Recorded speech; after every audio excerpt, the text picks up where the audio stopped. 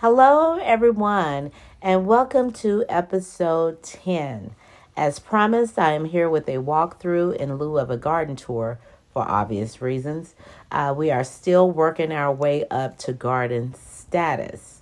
However, if you are here, I would like for you to subscribe to my channel. And by the end of this video, I hope that you are able to give me a sincere like. And if you're ever over there on Instagram, please follow me there at Madame Savard Garden.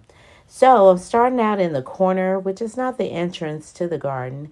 And we're looking at this vignette where I have actually freshened up the Spanish moss on the wreath that is above the tradescantia, aka spiderwort, which is doing great.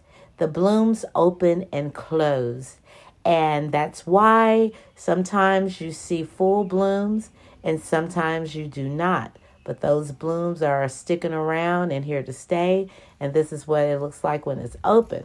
The surprise of the week and for the garden walkthrough is that my friend asked me to come over and dig up some more spiderwort, and of course I did.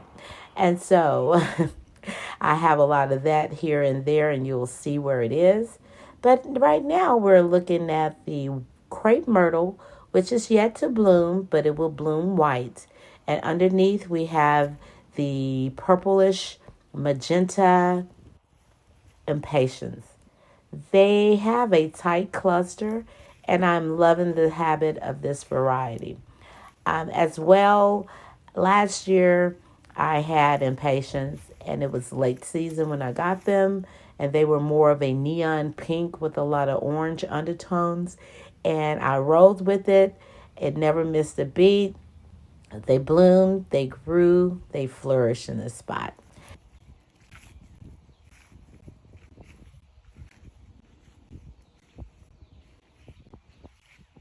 A few steps over.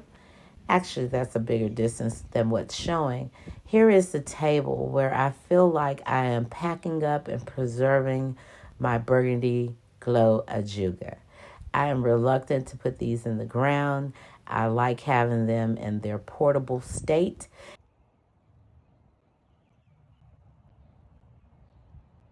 And back here we have my grown from seed parsley, my basil, and the chives. I am looking for some really nice pots to create a vignette for my herb garden.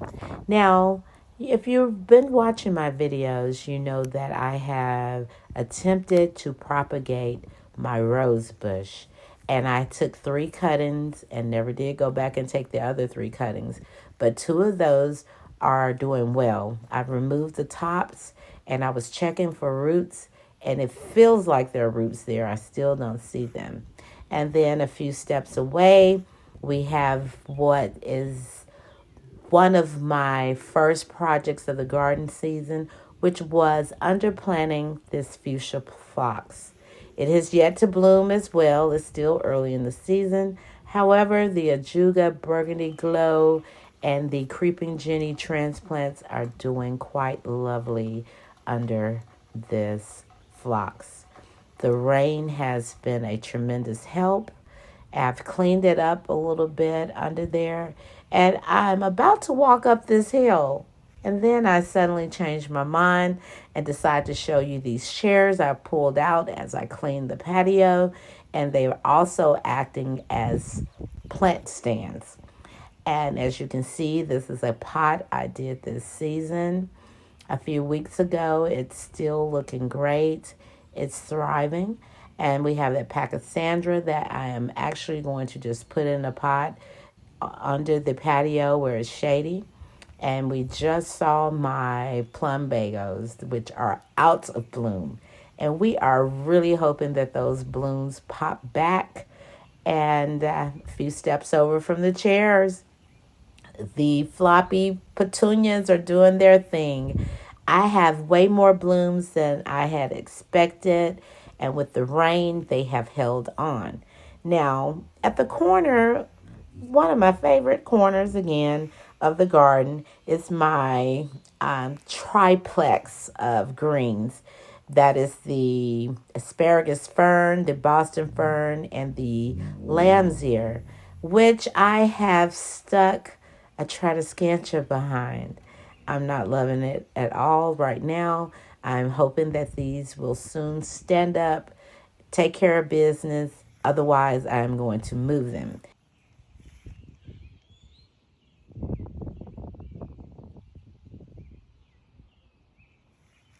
And as you can see, I have strategically placed them in a couple other spots along the edges of this square.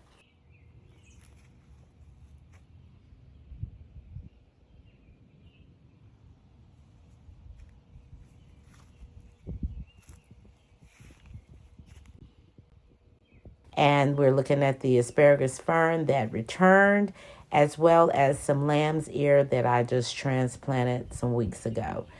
It is going to take a little while for those to stabilize.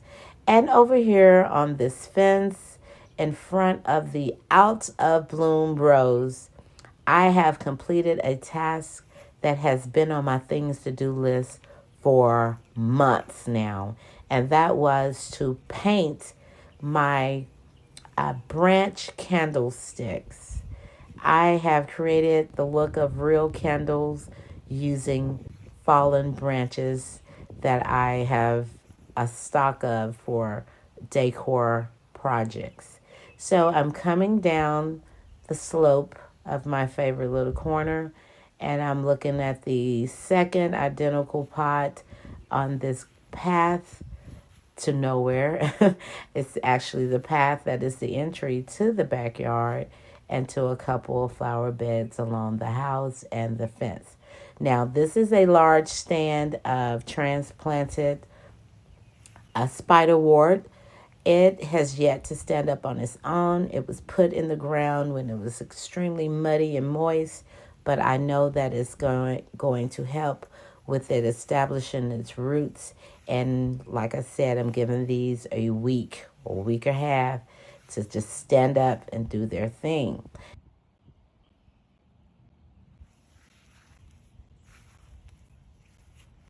Now over here, I had some transplanted new look Dusty Miller, and it has yet to perk up. And as always, we can see a repetition not only of color but of plants. My investments in this garden this year have been low, but my salvia has returned. It is the same purple as the Tradescantia, just about. It all ties in with the Burgundy Glow Ajuga, and it also is punctuated and accented by the Creeping Jenny. Now over here I have a pair of the wooden candlesticks. I'm going to have to bring a little pink over here to make that make sense.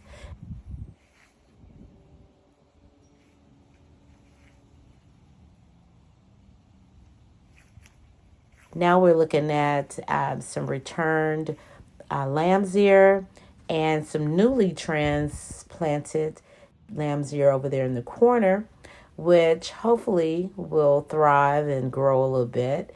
It's in quite a bit of shade. And along this part of the raised bed is the beautiful, bountiful Burgundy Glow Ajuga, and also the recently added Creeping Jenny. Now, a pop of color is there, the petunias, along with some spiderwort. Now, right there, you just saw my verbena. It is growing in size. I can't wait for it to do its 18-inch spread to cover that gaping hole along the border. And I can't wait to see those blooms as well. And also, if we look, we'll see that my seedlings are doing well. I planted some cosmos seeds as well as some portulaca seeds. So I'm admiring this huge tree, which drops a lot of branches here and there. And I'm also giving you a close up of my canopy so that you can see that this is a mostly shady area with some dappled sunlight here and there. So planting under it um, presents its challenges, but I also love shade gardens, so that's not a problem. We're just looking at the setup I have here in the garden. 2 additional candles that need to be placed in the sconces. A final look at the plumbago and a look at the phlox before it blooms. Now, in the video that's to come, hopefully the things that are laying down will be standing up. All the candles will be in place. Now, this is a little bit of the process. As an artist, I intuitively knew that I needed to put a little red and purple down as my base to cover up the space and worn color from last year. And I went over it with a lighter pink, dappled with a little red. And I am trying to mimic the petal colors around the garden, and I think I was successful in doing that. So when these dry, they're going to have a little more of a matte finish, but hopefully they will echo the rose petals and the petunia petals to a T. Because when we look at those pinks, we see a little lavender in them and underneath them.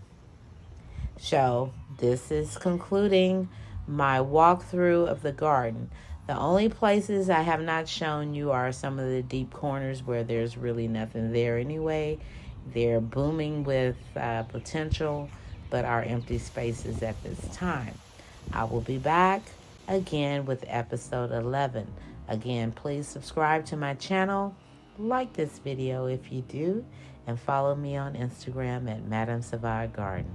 Until the next time, bye-bye.